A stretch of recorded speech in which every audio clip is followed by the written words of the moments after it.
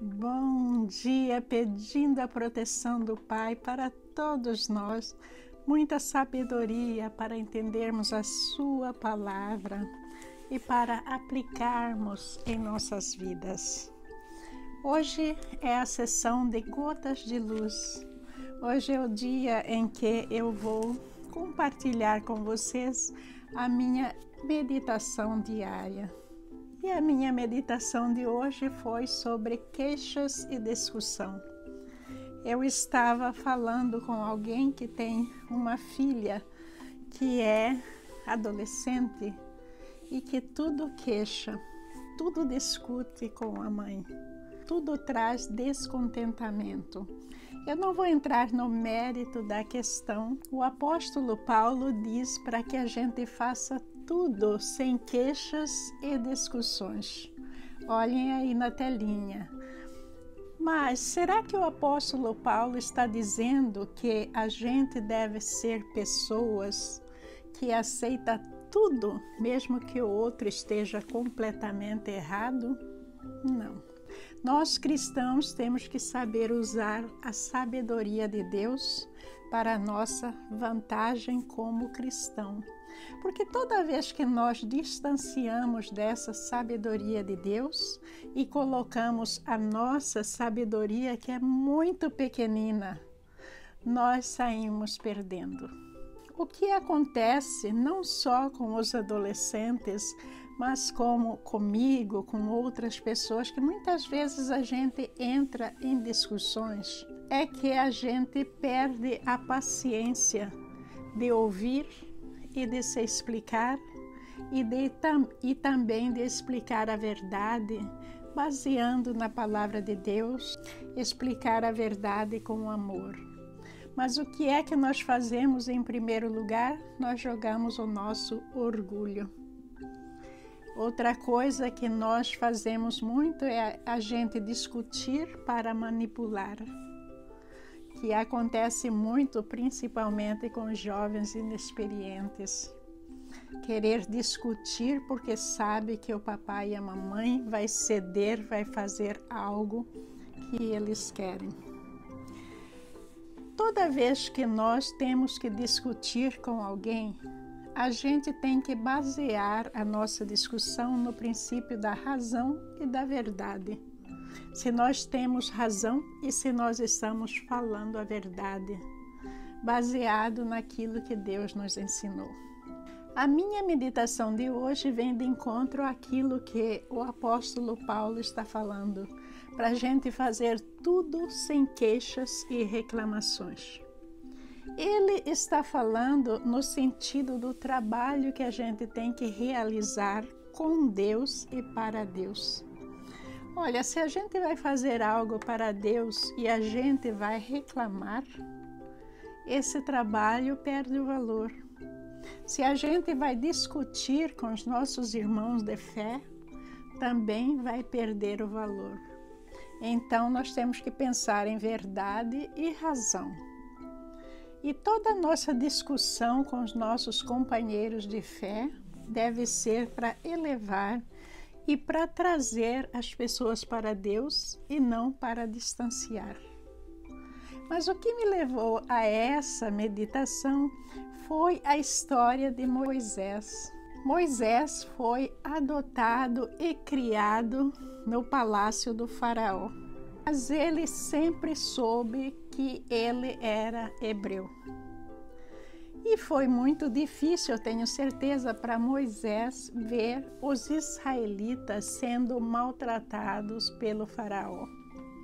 Eles eram chicoteados, eles eram obrigados a trabalhos pesados, falta de alimentação, uma vida de escravidão. E veja que um dia Moisés viu um capataz egípcio maltratando um escravo israelita. O que ele fez? Ele matou o capataz egípcio. E em consequência disso, Moisés teve que fugir e foi para Midian, morou lá por 40 anos e nesse tempo ele encontrou a sua esposa chamada Zipora, Um belo dia, Moisés estava lá pastoreando as ovelhas do seu sogro, que ele trabalhava com ele, e de repente ele viu uma espécie de arbusto pegando fogo. Mas veja que, vamos supor que isso aqui é o arbusto que Moisés viu, e esse arbusto estava pegando fogo. Mas Moisés observou que todo aquele fogo não estava destruindo o arbusto. O arbusto estava em completa chama, mas não o destruía. Aí Moisés ficou muito intrigado e resolveu chegar mais perto do arbusto para ver o que é que estava acontecendo. E aí uma voz do outro lado do arbusto falou com Moisés, que estava deste lado. Aí Moisés caiu no chão, tampou seu rosto, tirou os sapatos, tudo em sinal de reverência a Deus, porque ele sabia que só Deus poderia realizar algo dessa natureza. Aí essa voz do outro lado do arbusto falava com Moisés deste lado e chamou Moisés. Moisés disse: "Estou aqui." Essa voz explicou para Moisés o descontentamento dele ver como os israelitas estavam sofrendo nas mãos dos egípcios e queria que Moisés fosse libertá-los. Moisés com certeza não queria voltar ao Egito, porque ele sabe que se ele voltasse lá, ele seria preso ou seria até morto, porque ele matou um capataz egípcio. Aí Moisés, não reconhecendo todo esse poder de Deus, Deus já estava apresentando a ele dessa maneira para que ele observasse o poder de Deus. Moisés não conseguia entender isso. Então Moisés começou a questionar Deus. Essa preocupação leva Moisés a dar duas desculpas esfarrapadas para Deus. A primeira desculpa que ele deu é que as pessoas não iriam acreditar nele. Isso é possível para nós humanos? Sim, completamente possível, mas não é impossível para Deus. E aí Deus, entendendo as fraquezas de Moisés, deu a ele 3 milagres que ele poderia usar para convencer o faraó sobre isso. E Deus também diz: "Eu sou", declara o seu poder, o mesmo tipo de poder que Jesus declarou quando ele estava aqui na terra, usando a frase "eu sou". Quer dizer, não tem nada mais a explicar. Ele é o Todo-Poderoso, aquele que fez o céu e a terra, aquele que nos criou. Que mais explicação o faraó precisa de que Deus estava mandando uma mensagem para ele? Então, se a gente pensar bem, não precisava de nenhuma explicação. Mas o que é que acontece conosco quando nós sabemos que nós temos que fazer algo, porque Deus está nos dizendo para fazer algo de uma maneira, mas nós queremos fazer outra coisa por nós mesmos? O que é que acontece? A gente começa a dar desculpas. A gente começa a dar explicações do nível humano. E uma das desculpas, por exemplo, a promiscuidade sexual, em que as pessoas colocam muitas razões para estar nesse tipo de problemas, mas todas as razões não estão de acordo com a lei de Deus. A segunda desculpa esfarrapada de Moisés é que ele não era um orador eficaz. Como é que ele iria fazer um discurso na frente do faraó? Mas Deus está dizendo aí, foi quem lhe fez a boca. Não poderia então Deus lhe dar capacidade de discursar, de falar bonito, de falar apropriadamente na frente do faraó? Claro que sim. E essa desculpa esfarrapada causou Deus a ficar muito irado. Mas ainda pela segunda vez, Deus concedeu que o seu irmão Arão fosse junto para ajudá-lo nessas transações. Se você quer ganhar qualquer discussão, se você quer resolver qualquer queixa na sua vida, tem que ser baseado na verdade e na palavra de Deus. Quando eu falo a verdade, é a verdade de Deus. Por quê? Porque quando a gente se apoia na verdade de Deus para resolver assuntos pendentes na nossa vida, ninguém pode nos derrotar. A outra pessoa que está do lado do mal pode fazer o que quiser para tentar nos derrubar, mas não vai conseguir. Por quê? Porque quando a gente apoia Deus naquilo que Ele está dizendo e a gente vive aquela realidade, Deus, Ele é poderoso e Ele vai nos capacitar a realizar algo. Veja que é um exemplo muito comum. A gente tem medo de falar em público, mas Deus pode nos capacitar. Como Deus pode nos capacitar para conversar com aqueles filhos rebeldes, aqueles filhos que não querem ouvir, aqueles filhos que têm opinião própria, que muitas vezes estão errados e não querem ouvir a verdade. Mas Deus pode acalmar os seus corações. Deus pode ajudar os pais a encontrar a palavra certa para atingir aquela pessoa com amor, falando sempre a verdade, corrigindo as pessoas.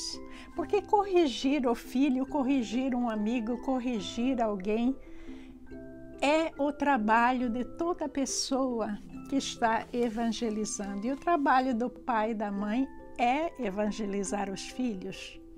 É ensinar os filhos a viver dentro da palavra de Deus.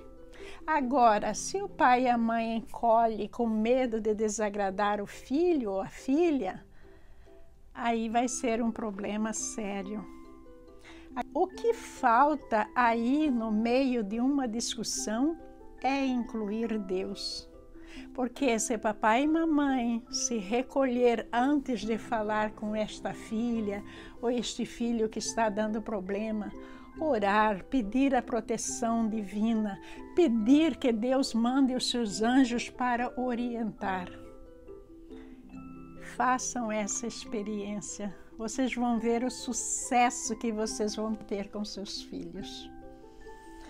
E Deus, Ele é presente em todas as nossas situações, em toda a nossa vida.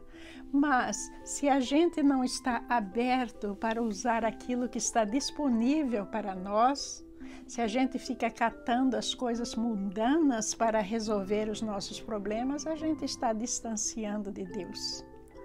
A gente tem que acostumar, desde a ir lá no supermercado para comprar algo, a entrar no nosso carro, a ir visitar um amigo, a gente tem que consultar a Deus. A gente tem que depender dele. A gente tem que falar com Deus: meu Deus, eu quero comprar um pacote de arroz hoje. Me ajude a encontrar o melhor preço. E vocês vão ver, vocês vão ficar muito surpreendidos, que vocês vão achar a melhor das promoções, eu garanto. Porque Deus é fiel e Deus protege os seus filhos e não quer que eles sejam maltratados como os israelitas estavam sendo maltratados no Egito, e Ele os libertou.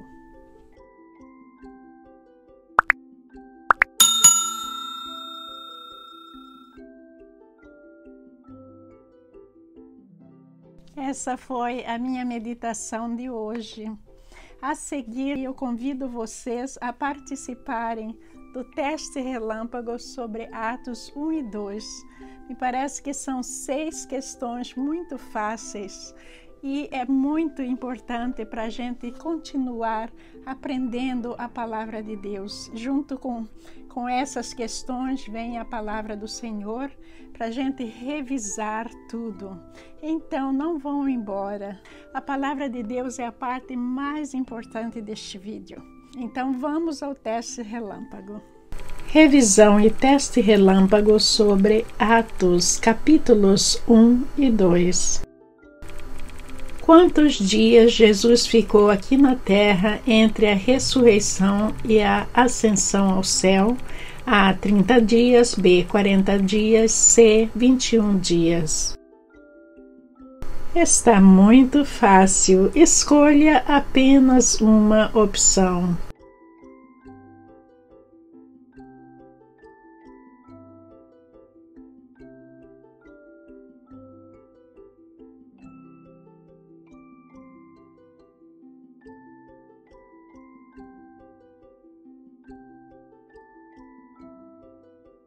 A resposta correta é B, 40 dias. Depois do seu sofrimento, Jesus apresentou-se a eles e deu-lhes muitas provas indiscutíveis de que estava vivo. Apareceu-lhes por um período de 40 dias, falando-lhes acerca do reino de Deus. Atos 1, versículo 3. Certa ocasião, enquanto comia com eles, deu-lhes esta ordem: não saiam de Jerusalém, mas esperem pela promessa de meu Pai, da qual falei a vocês. Atos 1, versículo 4. Por que Jesus queria que os apóstolos esperassem e não saíssem de Jerusalém? A, porque iriam ser batizados com a água. B, porque iriam ser instruídos sobre a pregação futura. Ou C, porque iriam ser batizados com o Espírito Santo. Escolha apenas uma opção. A, porque iriam ser batizados com a água. B, porque iriam ser instruídos sobre a pregação futura. Ou C, porque iriam ser batizados com o Espírito Santo.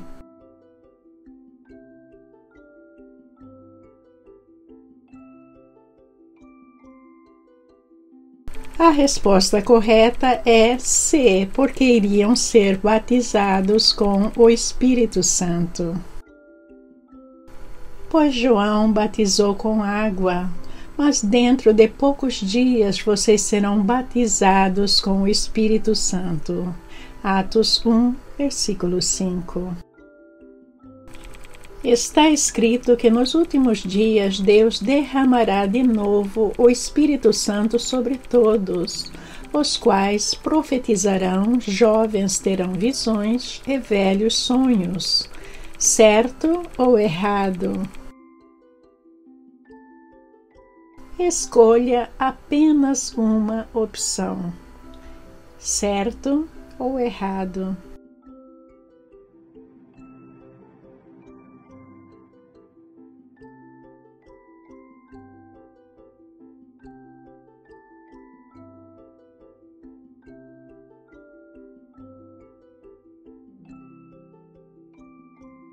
A resposta correta é A, certo.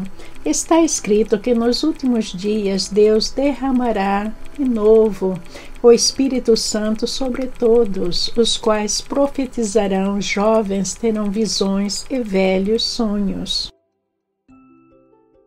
Nos últimos dias, diz Deus, derramarei do meu Espírito sobre todos os povos. Os seus filhos e as suas filhas profetizarão, os jovens terão visões e os velhos terão sonhos. Atos 2, versículo 17. Romper os laços da morte significa que a morte do corpo não pode nos reter. A, certo ou B, errado? Escolha apenas uma opção, certo ou errado.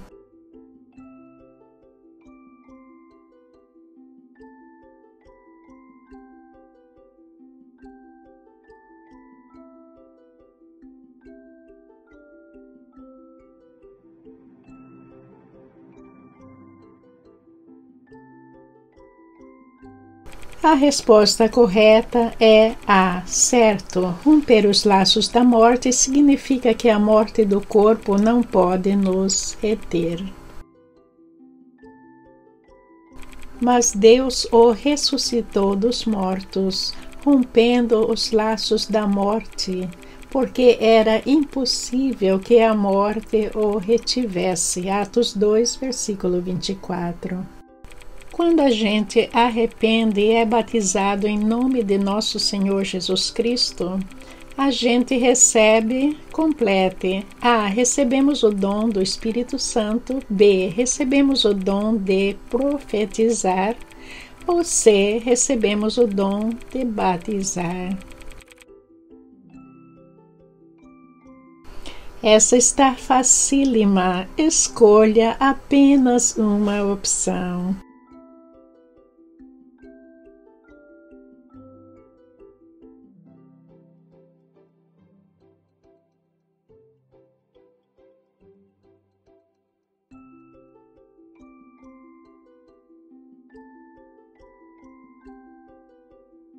A resposta correta é A. Recebemos o dom do Espírito Santo.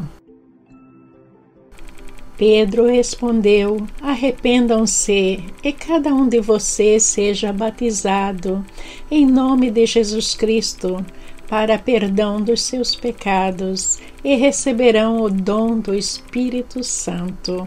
Atos 2, versículo 38. De acordo com a Bíblia, quantas vezes a gente batiza? A. 2 vezes. B. 3 vezes. C. 1 vez. Escolha apenas uma opção.